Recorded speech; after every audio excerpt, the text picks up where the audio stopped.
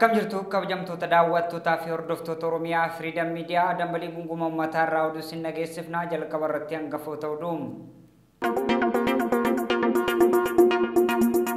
Manni maree olaanaan dhimmoota Islaamaa magaalaa Finfinnee dhimma diigamuu masjidaa fi rakkoolee nageenyaa mudatee wal qabatee ibsa baasee jira.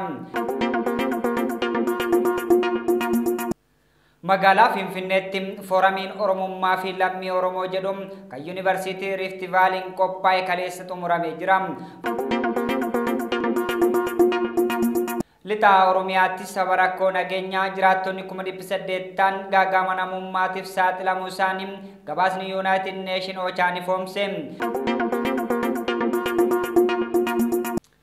Oduu kennaa biyya alaatiin Kooriyaan kaabaa Ameerikaa fi Kooriyaan kibbaa wal ta'uudhaan biyya keenya weeraruudhaaf shaakala godhaa jiru jechuun komatte.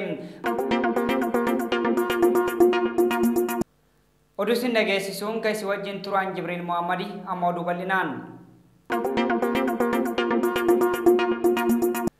Manni maree olaanaan dhimmoota Islaamaa magaalaa Finfinnee dhimma diigamuu masjidaa fi rakkoolee nageenyaa mudatee wal qabatee ibsa baasee jira.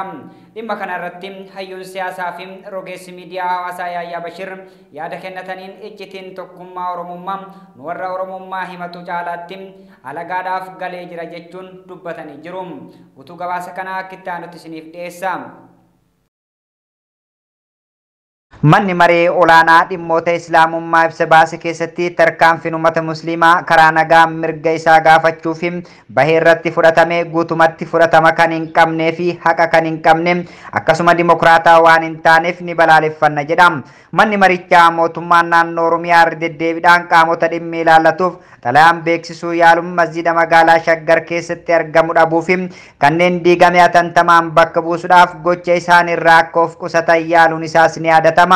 Gaafii mirga karaa nagaa kana hordofuudhaan tarkaanfiin heera mootummaa faallessuu fi namummaa hin qabne humnoota nageenya masjida Anwaar guddicha irratti fudhatamu lubbuu namaa dhabuu fi miidhaa hedduun argamee jira. Humnoota nageenyaa haleellaa suukkaneessaa kana raawwatan irrattis tarkaanfiin seeraa akka fudhatamu cimsinee gaafanna jedhu. Manni marichaa dhimma amantii fi dhaabbilee amantaa yeroo hundaa akka cimaatti ilaaluu dhabuun mala bulchiinsa magaalaa Finfinnee dhimma amantii irratti hordofu akka muuxannootti fudhachuu mannaa gocha salphaa mala kana nagaa fi tasgabbii biyya keenyaaf magaalaa keenya balaadhaaf saaxilaa jira jechuun beeksisee jira. Tarkaanfiin masjida magaalaa Shaggar keessatti raawwatamaa jiru itti gaafatama kan hin qabnee fi ulfina ummata musliimaa kan salphisu haala yeroo ammaa biyya keenyaa keessa jiru kan hin ilaallanne haaromsa mootummaa gara haaraatti kan fidu waan hin taaneef dhimmicha akka biyyaatti ilaaluun akka qabus manni marichaa kun cimsee gaafatee jira. Dhimma kana irratti hayyuun siyaasaa fi rogeessi miidiyaa Yaayyaa Bashir yaada kennateen iccitiin tokkummaa Oromoo nu warra Oromummaa himatu caala halagaaf waan gale natti fakkaata jedha. Warri bitaa fi mirgaan nu diiguu seenanii wal afoo nu dhaabuu barbaadan roga laafina keenyaa hubatan jedha. Dhimma masjidota Shaggar keessaa diigamaa jiran irratti yaada gamaa gamanaa darbatamaa jiran ilaaluun hedduu nama rifachiisaas jedhanii jiru.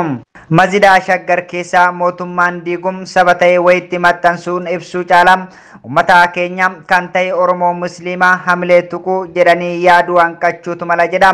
Biyyattii keessatti lakkoofsi ummata amantii kana hordofanii inni guddaan Oromoo irraa kan lakkaa'amu tahuu wallaaluu yookaan immoo beekaa fudhachuu didurraa maddi rakkoo kunis madda jechuun iccitii tokkummaa Oromoo wallaaluurraayis ta'uu mala jedha. Lachuu nu diiga malee nun ijaaru kan jedhu dhimma masjidota kanarratti mootummaan osoo hin diigin dura koree masjidaatiin mari'achuu qabaas jedhani. Mariin sun akka hin ta'in dhimma mormii koree majlisaa dhageessisan irraa hubachuun ni danda'ama kan jedhu Yaayyaa Bashir ammas kan ta'uu qabu ummata tuffachuu dhiisanii badii dhalateef fala itti gochuudhaas jedhani. Waa'ee masjida diigamuu kanaan wal qabatee maqaa Oromoo Tuulamaa dogongoraan ka'aa jira kan jedhu Yaayyaan gosa Oromoo kana badii dhalataa jiru keessatti maqaa dhahuu hafuura itti godhuun cubbuudhaas kan jedhan masjida diigaa kan jiru mootummaadha malee Tuulamni ofiifuu roorrifamee mootummoota dhufaa darbaadhaan malee musliima waan godhe hin qabu jedha.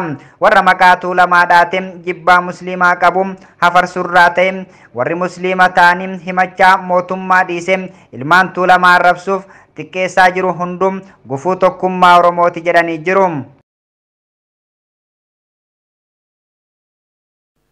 Magaalaa Finfinneetti fooramiin Oromummaa fi lammii Oromoo jedhum kan Yuunivarsiitii Rift Vaaliin qophaa'e kaleessa xumuramee jira. Fooramiin ibsa qorannoo adda addaa waldaa qorannoo fi qo'annoo Oromiyaatiin kan dhiyaate qindeessummaa Yuunivarsiitii Rift Vaalii guyyaa kaleessaa caamsaa 26/2023 magaalaa Finfinnee Yuunivarsiitii Rift Vaalii kaampaanii Gootaraatiin ta'amuudhaan xumuramee jira. Guutuu gabaasa kanaatiif Gadaa Walaabuu akka itti aanutti isiniif dhiyeessa. Fooramiin ibsa qorannoo adda addaa waldaa qo'annoo fi qorannoo Oromootiin kan dhiyaate qindeessummaa Yuunivarsiitii Rift Vaaliitiin guyyaa kaleessa jechuun caamsaa 26/2023 magaalaa Finfinnee Yuunivarsiitii Rift Vaalii kaampaasii Gootaraatti ta'amuun xumurameera. Durataan waldaa qo'annoo fi qorannoo Oromoo Yuunivarsiitii Rift Vaalii Dr. Gammachuu Magarsaa waltajjicha irratti ibsa bal'aa kennaniin Oromummaan kan yeroo kamii caalmaatti akka dagaaguuf dhaloonni qubee ga'ee isaa baachuu qaba jedhaniiru. Fooramicha irratti mata duree Oromummaa fi lammii Oromoo yookaan Oromummaa and Oromoo Naashin jedhuun Dr. Gammachuu Magarsaa ibsa kennaniiru. Dr. Gammachuun Oromummaan dhimma jiruuf jireenya Oromooti jedhan. Ilaalchota siyaasaa fi jibbaa akkasumas olaantummaa babal'isuuf kan yaadameeffame miti. Oromummaan ooltuu bultoo safeeffannaa aadaa afaaniif eenyummaadha jechuun kaa'anii. Sirnoota darban keessatti Oromummaan akka baduuf piroojeektiin bocame hojjetamaa akka ture kan himan Dr. Gammachuun dhamaatii hayyootaa fi sabboonummaatiin Oromummaan baduurraa baraaramee jira jechuun dubbataniiru. Dhaloonni amma jiru Oromummaa tiksuuf akkasumas dagaagsuuf barnoota ammayyaa irratti dabalata argaa dhageettiif bakka kennuun jabaatee hojjechuu qaba jedhan Dr. Gammachuu Magarsaa.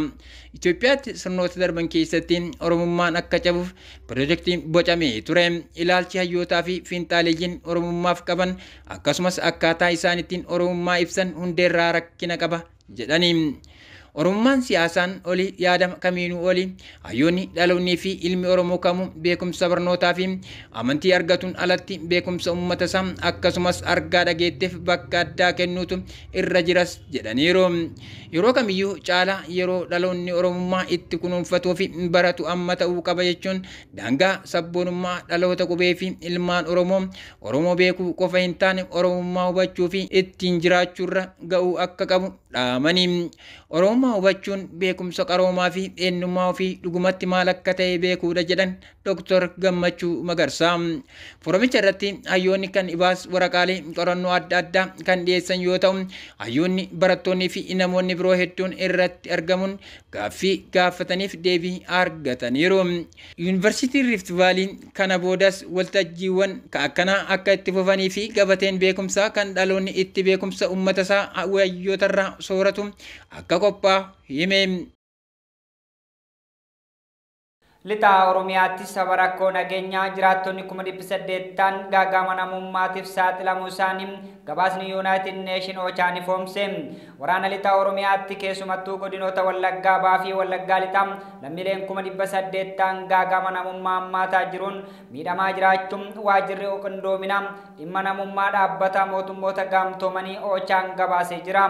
Guutuu gabaasa kanaatiif Gadaa Walaabuu akka itti aanutti isiniif dhiyeessa. Waraana lixa Oromiyaa keessumaa godinoota Wallaggaa Bahaa fi Lixaatti lammiilee 1800 ta'an gaagama namoomaa hammaataa jiruun miidhamaa jiraachuu waajjirri qindoomina dhimma namoomaa dhaabbata mootummoota gamtoomanii yookaan Ochaan gabaaseera. Roba waqtii hin eeggatiniitiin wal qabatee ulolaa lafa hektaara 35,000 irratti mudateen naannolee Oromiyaa, Sumaalee, sablammootaa fi uummatoota kibba lixa Itoophiyaa fi Affaar keessatti badii fi buqqaatii dhaqqabsiiseera jedhame. Waajjirri qindoomina dhimma namoomaa dhaabbata mootummoota gamtoomanii ibsa kamisa dheengaddaa jechuun caamsaa 25/2023 baaseen rakkoo nageenyaa 2022 eegalee ture wal qabateen gaaga'amni namoomaa lixa Oromiyaa keessumaa godinoota Bahaa fi lixa Wallaggaa hammaataa dhufu ifoomseera. Dubartoonni fi daa'imman qe'ee isaaniirraa buqqaan rakkoo gaaga'ama namoomaaf kan akka maatiirraa gargar bahu, miidhaa koorniyaa, miidhaa qaamaa fi maloota rakkoo dandamachuu miidhaa qaban garagaraatiif saaxilamoo ta'uu addeesseera. roobni fi lolaan mudate kun weerara dhibee koleeraa mudatee ture kan akka hammeessu ta'uu gabaasichi ni eera. Erga hagayya 2022 weerarichi mul'ate haga caamsaa 15 2023tti aanaalee naannolee koleeraan itti gabaafame keessa jiran 55 keessatti namoonni 7,400 ol ta'an dhukkuba koleeraatiin qabaman keessaa kanneen 116 gabaafame. Buufataaleen fayyaa cufamuuf barbadaa'uun wal qabate namoonni dhukkubaan qabamanii fi duutii dabaleera. Akkasumas lammiileen kibbaa fi baha Itoophiyaa keessa jiraatan ji'oota hedduuf rakkoo jijjiirama qilleensaatiin hubaman gargaarsa lubbuu baraaruu barbaadus jedhe dhaabbatichi. Gaanfa Afrikaatti lammiileen miliyoona 32 ta'an Itoophiyaa, Keeniyaa fi Soomaaliyaa keessa jiraatan jijjiirama qilleensaatiin hubaman gargaarsa kan barbaadan ta'uu gabaasichi ni yaadachiisa.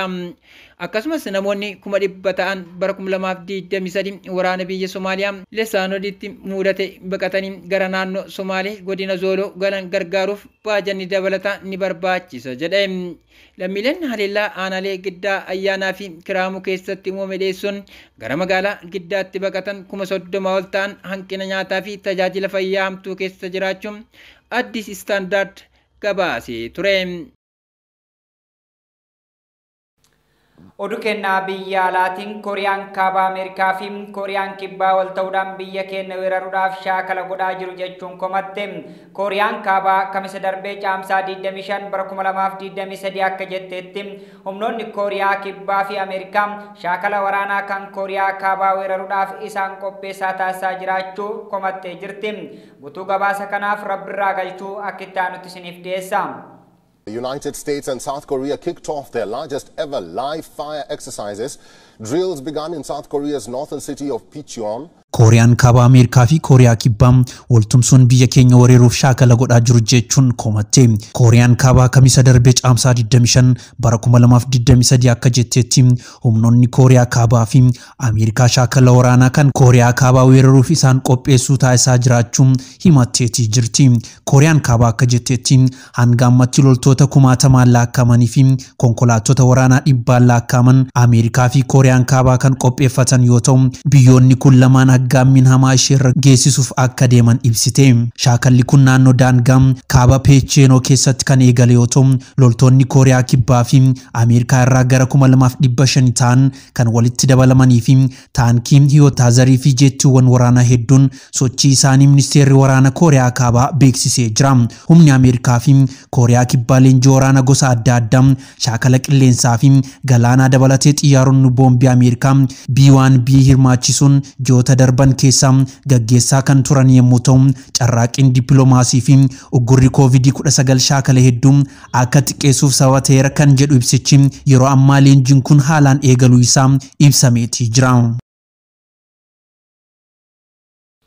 Egaa kabajamtoota daawwattootaa fi hordoftoota Oromiyaa Freedom Media dambalii gungumaa uummataa irraa oduu narraaf qopheeffanne kanneen hanga ammaa turanii qopheessee kan isiniif dhiyeesse an Jibriil Muhammadii ogummaa kaameraa fi teeknikaatiin Umar Jamaaltuun afaana ture qophiilee Oromiyaa Freedom Media kanneen hafan waliin turtii gaarii.